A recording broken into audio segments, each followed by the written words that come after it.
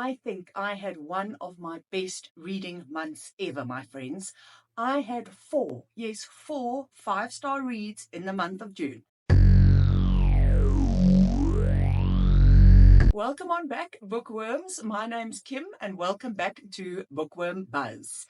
In today's video, I am going to be sharing with you guys the 9, was it 8 or 9? No, it's 9 books that I finished in the month of June. And I can't believe that I actually had four five-star reads in the month of June out of 9 books. I think that's unheard of for me. Sometimes I can actually go for months without actually having a 5-star read. So as always, I am going to count these 9 books down. In other words, I am going to start with the book that I liked the least and work my way up to my favorite book of the month. So on that note, I think let's kick things off. So my friends, I only had one 2-star read in the month of June, and it is this one. So this is Witness 8 by Steve Kavanagh. This book forms part of the Eddie Flynn series. Now, Eddie Flynn is a defense attorney. There are a whole lot of books in the series. I have read not all of them, but a lot of them. I think there's maybe 2 that I haven't read. The last 3 books that I have rated in this series, I did not really love. So this book I've awarded 2 stars to. The previous 2 books, I gave them 3 stars each. And if I think back now, I think that was being very generous at the time. So I am afraid to say that my time with Mr. Eddie Flynn has come to an end. I will not be reading any more of these books. There's just something, I think, about the writing style that doesn't work for me. I just find it very bland. It lacks soul. It lacks depth. And so, yeah, I don't think I'm going to be carrying on with any more books in the series. But to very quickly tell you about this one. So in the story, there are basically 2 main plots. In the one plot, we are following Ruby. She is a maid for a very wealthy couple in New York. One evening, when she is walking home from work, she actually witnesses a murder. She knows the murderer and she knows the victim. However, she decides to use this information for her own personal gain. She phones the police and she reports the murder anonymously, but she identifies the murderer as somebody else. She identifies the murderer as her boss. Okay, so that is the one storyline, and that is the storyline that I was somewhat interested in. Then there is a secondary storyline, and I just couldn't give a damn about that storyline. It was just way too testosterone filled for me. I mean, I'm talking mob bosses, attempted assassinations, crooked cops, all that type of thing. And really, that just didn't tickle my fancy. So at the end of the day, unfortunately, I really didn't enjoy this one. I just find, like I've already said, that the writing never goes deep. It's very superficial. It's very bland. It lacks soul. The characters lack soul. I mean, something happened to a main character in this story, and I was like, oh, okay, don't really care.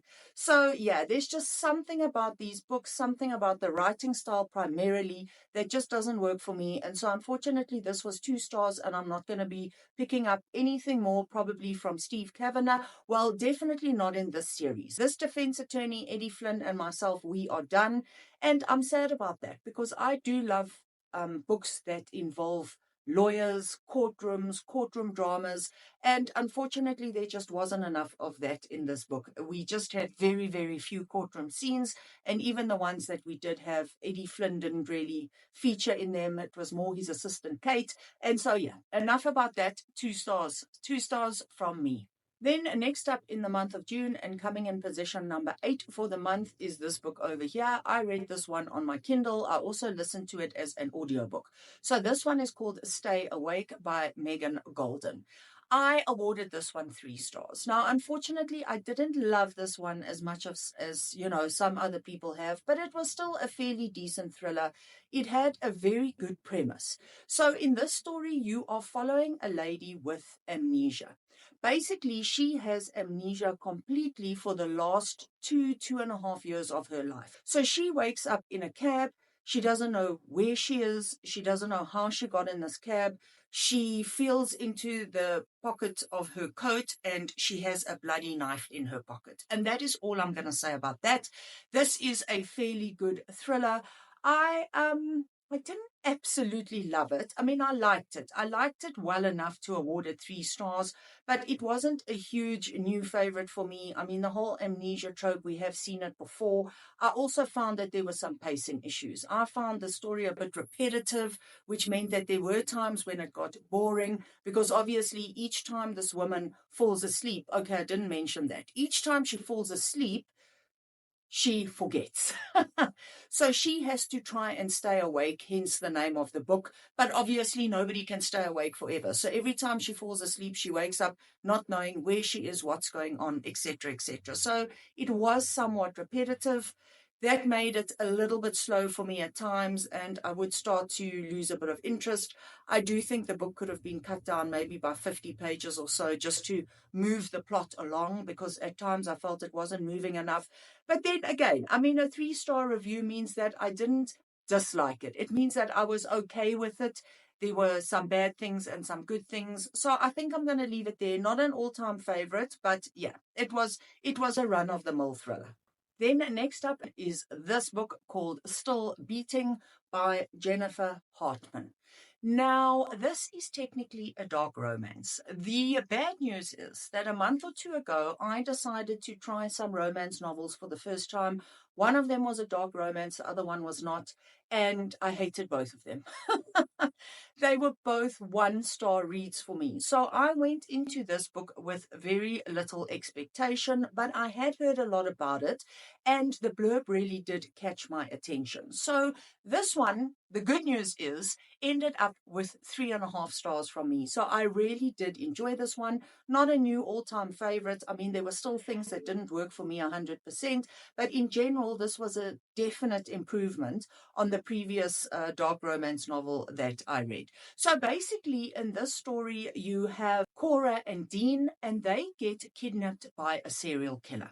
Now, yes, this is a dark romance novel, so that is where the dark aspect comes in. And for someone like me who loves my thriller novels, that aspect really jumped out at me. And so I did definitely feel that this one may stand a chance in terms of me enjoying it. So anyway, or let me rather say, these people get kidnapped by a serial killer. They get chained up in a basement. And that is pretty much the first half of this book. So let me actually say that this is a book of 2 halves, because you have that plot line unraveling in the first half of the book. And I was really interested in that. I thought it was so well done. I thought, the aspects of the story involving the serial killer, excellent. I really loved that. Then the second half of this book becomes more romance focused, and that is where obviously I started to be a little bit more uncomfortable. The good news is there was not a lot of spice or smut in the first half, and the spice that there was there, I don't even want to call it spice. I think that's the wrong word based on what was happening, but it was dark and I could get on board with it. Then obviously at about the 60-70% mark, much more spice came into the story. And guys, I'm too old. I'm too old for all that spice. So for me, obviously, the spice is not something that I loved, but the romance aspect was good. The story overall was very good. I enjoyed the characters. I really did enjoy the dark aspect of the story. I thought it was very well done. It was definitely not something I have read before. And so I'm happy that I read this one. I did give it 3.5 stars, so it is one that I enjoyed. Now, moving on to position number 6, we have The Gathering by C.J. Tudor. This is a book that I expected to absolutely love. I did think that I would maybe end up awarding this one 5 stars just on the basis of things that I had heard, together with the fact that I do tend to really love C.J. Tudor's books. Unfortunately, this one wasn't quite right up there for me. I ended up awarding this one 3.5 stars, but this was still a really good read for me. It was very close. I nearly awarded 4 stars, but at the end of the day, 3.5 just sounded more correct. So basically, I would describe this book as a mystery thriller, a vampire novel, and a police procedural. If you go onto Goodreads, you will see that a lot of people actually say that this one is a horror. Now, I don't agree with that. I did not find this book to be a horror, because this really focuses around a murder. It's almost like a murder mystery. So in this book, a young boy is found, his throat has been ripped out, his blood has been drained from his body, and everybody suspects that this was a vampire killing. And so there is a female detective who comes to town to try and get to the bottom of this murder and to ascertain if it was a vampire killing, because if it was, then she is authorized to, or let's just say, then she has the authority to authorize a cull. So that is all I'm going to say about the story, other than to say, if you are not someone who loves vampire stories, please don't let that put you off, because the vampires in this book are a little bit different. They are not vampires like you would read about in fantasy novels, for example. So in this book, the vampires and the humans live together in the world. It's just that the vampires are in separate colonies. So the humans live in towns, the vampires live on the outskirts, and there's sort of a coexisting that works. In the main, it works. So they are vampires that are a little bit different. Like I say, they're not the vampires that you would get in a fantasy novel. So don't necessarily let that put you off. Also, if you are expecting a real scary horror type story with these evil, nasty vampires terrorizing everybody, no, you're not going to get that either. So that's why I would say don't go into this one expecting a horror. Expect a police procedural, a murder mystery, some vampires, some thrilling aspects, and that is what you're going to get with this one. So I was really happy with it. I thoroughly enjoyed it. The reason that I couldn't award 4 stars is because there were just too many characters for me. I'm someone who really doesn't enjoy books where there are just a million different characters and you start to get them confused in your head, in your brain. And I couldn't keep straight in my mind who was who in terms of the people that had been murdered, the suspects, because it does also refer to a murder from the past. There were different people involved then to different people now. Then there are all the townspeople. Then there's a church aspect, and there's a priest, from the church. And I just started to get lost with the characters. And so I found that very difficult with this novel. If there was a way of publishing this book without that many characters, it probably would have been 4 stars. So if you are someone who doesn't mind a lot of characters, or if you are someone who wants to read this book, and now I've freaked you out by saying there's so many characters, still read it. Maybe just keep a little notepad next to you so that you can jot down the characters as they come up. Because I think that would help. I didn't do that, and so I did at times find that the amount of characters was just too much for me. But in general, I enjoyed the story. I enjoyed the vampire aspect because it was different to fantasy novels. And so, yep, this was a 3.5 star read for me. Then next up, and in position number 5 for the month of June, is this one called The Butcher by Jennifer Hillier. This is another one that I read on my Kindle, and I also listened to the audiobook at the same time. I had heard so much about the story. It's a serial killer story, and you know me, I love my serial killer stories. And so I had actually predicted that this would be a 5-star read for me. It wasn't quite. It didn't quite get there for me, but I did give this one 4 stars. I did thoroughly enjoy it. It is dark. It's a dark serial killer story, so it ticked all those boxes for me. I thought the storyline was really great.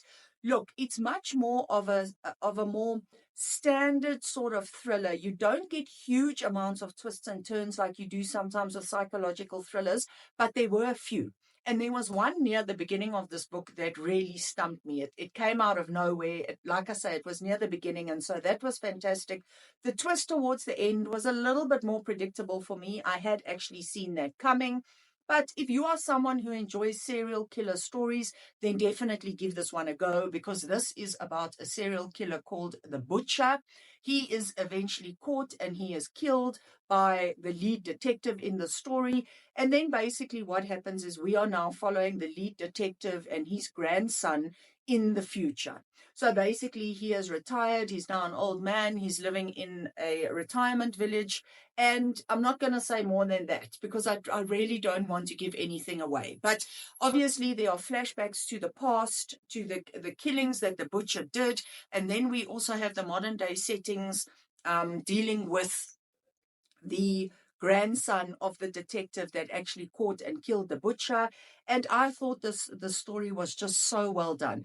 As for gruesome scenes, there are not many. I think there's only one that goes into detail when one of the victims is murdered. But This book, to me, the build-up of the angst and the anxiety that you feel is very cleverly done, because near the beginning of the book is when you get the first sort of what I would call the first and only more gruesome graphic scene, and that scene then gets into your head. So all the author needed to do throughout the book, when she was trying to describe additional murders that had happened, was just to show you snippets of how the butcher would choose his victim and how he would get the victim into his car. And then from there, you wouldn't see anything. Well, you wouldn't see anything else, because the author would not take you down the gruesome route.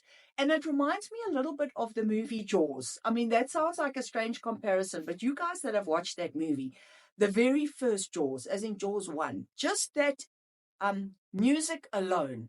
You know the Jaws music. Everybody knows the Jaws music. You didn't need to see any graphic scenes of shark attacks in that movie, because when the producers wanted to scare the bejesus out of you, they would just show an innocent scene and they would play that music.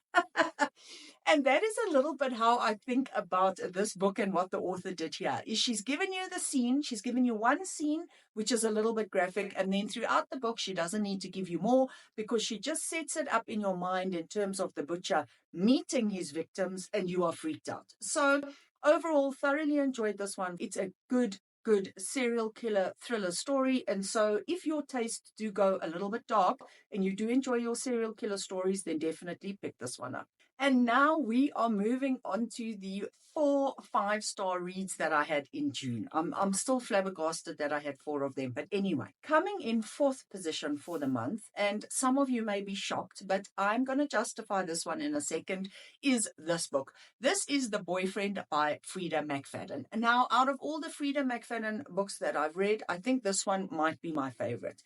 Now, okay, I know Frida McFadden is not for everybody. I know she gets a pretty bad time of things sometimes here on YouTube, but I'm not one of those people, because I really just take these books for what they are supposed to be. They are quick and easy reads. They are popcorn thrillers. They are fast. They are twisty. They are books that can get you out of a reading slump. And so if you are okay with Frida McFadden, or you are okay with those type of reads, then I would highly recommend this one. In this book, we are following Sydney. Now, Sydney is trying to find a man. She is on an online dating website. She's had some horrendous dates, one that goes specifically badly, and she is sort of rescued by the stranger. She then forms a relationship with this man. He seems too good to be true. He's a doctor. He's perfect.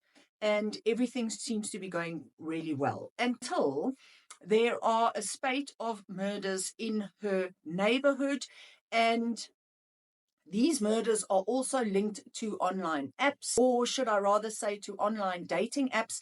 And she finds out that this partner of hers, this new boyfriend of hers, is also someone who was on those online dating apps. And she starts to wonder if perhaps her dream man is not such a dream after all. And I'm going to leave it at that. I thought this one was so much fun. I was pretty much hooked from the very first chapter. It was so fast. It had some great twists and turns in it. It was an easy read. All those things that I've already said that you should expect from popcorn thrillers, you got in this book. I actually also quite liked the characters. I didn't think the writing was bad. Look, with these books, I don't always go into them trying to focus too much on the quality of the writing and all of that. I just want to have a good time, a fun time, and I had that with this book. So I decided to give this one 5 stars, and it comes in position number 4 for the month. Then the next book that got 5 stars from me is this one. This is The Ghostwriter by Julie Clark. This is a pretty recent release. I had been hearing a lot about this one, and I loved the blurb, and so I couldn't wait to get to this one, and I'm so glad I did. I loved it. 5-star review from me, 5-star read, in position number 3 for the month. I really enjoyed this book. So basically, in this book, let me say this. The story is told from 3 different and very unique perspectives. And we go back in time, and so we have different timelines as well. I must also tell you guys that if you go into Goodreads, you will see this one described as a thriller by many people. I would not describe this one as a thriller. This one falls purely in the mystery suspense category for me. What you have here is you basically have a murder mystery and you have a family drama type of story. Because in the story, there is a family. This family, they're the two parents, obviously, and three children. Now, two out of the three children get murdered, and the third child, Vincent, becomes the prime suspect. However, there is never enough evidence to convict him or to charge him. Well, at the very least, charge him. So he never gets charged. And so where the story goes is it jumps between those scenes in the past where this murder happened and the present day, where Vincent has now gotten hold of his daughter, Olivia. They are somewhat estranged because Vincent is actually a horror author.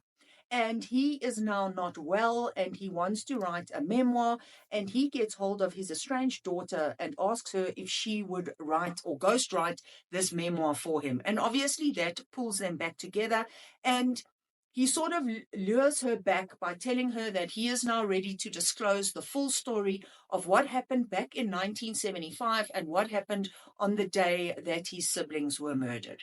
Now, I mean, does that not just sound like such an amazing premise? I thought it sounded fantastic, and so I couldn't wait to pick this one up. And my friends, the good news is I did love it. I loved the different point of views, different POVs, because they were just so different.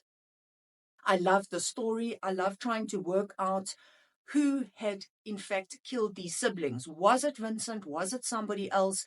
And it just unfolds in such a great way. And then there is also a very human sort of side to the story. The relationship between Olivia and her dad, Vincent, their rekindling of their relationship, trying to deal with issues of the past, trying to deal with his illness now. He has dementia, and all of that. And so I also found this one a little bit emotional by the end. There were a few scenes and a few chapters at the end of this book that did pull on my heartstrings. And so, yeah, I enjoyed it so much. Like I say, 5 stars and in position number 3 for the month. Then position number 2 goes to this fantastic read, which is Beautiful Ugly by Alice Feeney. Now, this is another author that I have read a lot from. She was also the author of the novel titled Sometimes I Lie, which was also a 5-star read for me. And this book obviously also gets 5 stars, comes in position number 2 for the month. I was so shocked that I loved this one as much as I did. I suppose some people could say, well, why were you shocked? I'm not sure. I just went into this one expecting I would enjoy it, but I really didn't expect I would love it as much as I did. It's probably my favorite Alice Feeney to date. Maybe together with Sometimes I Lie. Those two are my top favorites. And I just thought this book was so well written. It is slow. It is a slower book. It's got a slow, steady plot, but that did not bother me. I absolutely loved it. So let me tell you firstly a little bit about the story. So in the story, you have got an author. His name is Grady. He is at home one night. He has received some really good news from his publisher, I think in New York or whatever it is. He can't wait to tell his wife. She isn't home yet, so he phones her. She's driving in her car. He manages to get hold of her on the phone, and then suddenly she gets into a panic. She tells him there's something in the road. She has to stop her car and get out and look. He's begging her, please don't get out of the car. She puts the phone down. She gets out the car, and whoosh, that's the last time you ever hear or see his wife. So basically, she is then a missing person, presumed dead, and Grady needs to get on with his life, which he is battling to do. He finds he can't concentrate, he can't write, he can't get into his next novel, and he is still just living in the past and can't deal with the fact that his wife is missing. So he ends up going to an isolated Scottish island. He thinks he will have a bit of peace and quiet and maybe be able to still his thoughts so that he can get his writing done. And more than that, I'm not going to say. Now, where this book is so well done is just the atmosphere. I don't want to say creepy, let me rather say eerie. The eerie atmosphere on this island, where I must just mention, only 25 people live. So there are not a lot of people on this island, but it is very cut off from the rest of the world. It's very eerie. strange things are happening to him. Strange things are going bump in the night. And then you've got the mystery element of his wife being missing and the fact that he thinks he sees her now and then on this island. And it's just the slow, steady pace, this build-up that I just absolutely loved. Like I say, I didn't expect to love this one as much as I did. I'm so happy I read it, and I'm so happy that I'm able to give it 5 stars. And then, my friends, the book coming in first place for the month is a thriller novel. It is not new. Many of you might have read this already, and that is this one. What Happened to Nina by Dervla McTiernan. Guys, this book. I went into this one a little bit blind. I obviously decided to pick it up because I'd been hearing a lot about it. Not recently, though, because it's not, like I say, this is not a recently published novel. But obviously I had heard quite a bit about it, and so I decided to pick it up, went into it fairly blind, and oh my word, I just loved it. It is a thriller. It had me on the edge of my seat, but then there were also so many more, what's the word I'm looking for? Such deep concepts, actually, about family, about parental relationships, about parents' relationships with their children, and how parents will just do anything to protect and look after their children. And I just thought this one was so great, because in the story, you've got this very young couple. I can't remember if they're in their very late teens or their early 20s, but anyway, they are Nina and Simon. They outwardly appear to have this most amazing relationship. They go away together for a weekend, and only Simon comes back from that weekend. Nina is officially missing. And so, as the title suggests, this whole story is about what happened to Nina. It's told from different perspectives, and you are looking at the story through the eyes of the different parents. So you've got Nina's parents who are trying to get to the bottom of what happened to their daughter, dealing with their grief, the fact that she is missing, the fact that they can't help feeling she could possibly be dead. And then you've got the other parents who are Simon's parents, because obviously Simon was the last person to see Nina alive, so he becomes a prime suspect.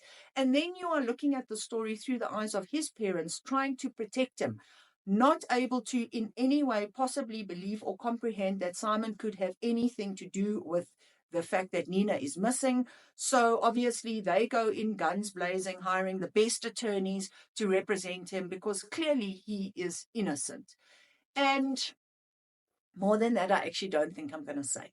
If you have not read this book, definitely pick it up. I just thought it was so well written. I couldn't put it down. I was so interested in how was everything going to pan out. Was Simon responsible for what happened, or wasn't he? Because, for a certain amount of this book, you actually don't know 100% what did happen. I mean, it pretty much comes out at some stage. But as the reader, you are still sitting there wondering, what happened?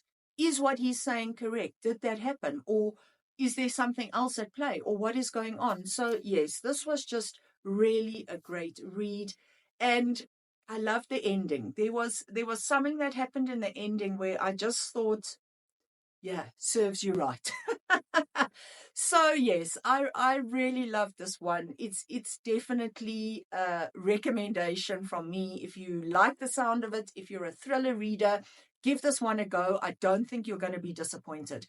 Now, I must just say, in ending off this video, all of the 5-star books that I reviewed and I've highlighted in this video today were just fantastic. It was very difficult to rank them. So I was pretty happy to put the Frida McFadden, the boyfriend, which I already showed you. So I was pretty happy to put this one in 4th position for the month. But the books that came in position number 3, 2, and 1, which were obviously Beautiful Ugly, this was in position number 2. The Ghostwriter was in position number 3. And then obviously What Happened to Nina took top honors for the month of June. I was happy, and I'm happy with that order. But I must tell you, these three books are just absolutely fantastic. If you are a thriller, I mean, they're all thrillers. If you are a thriller reader, you are going to be so happy with any of these. And that's not downplaying The Boyfriend by Frida McFadden, because this was also such a fun read. I just know that Frida McFadden is not for everybody. But my friends, that wraps up today's video. I had such a fantastic reading month in June. I was so happy with all the books I read. And yeah, I mean, the fact that I read so many great books just makes me want to read more and more. Okay, my bookworm friends, happy reading, gang. Bye.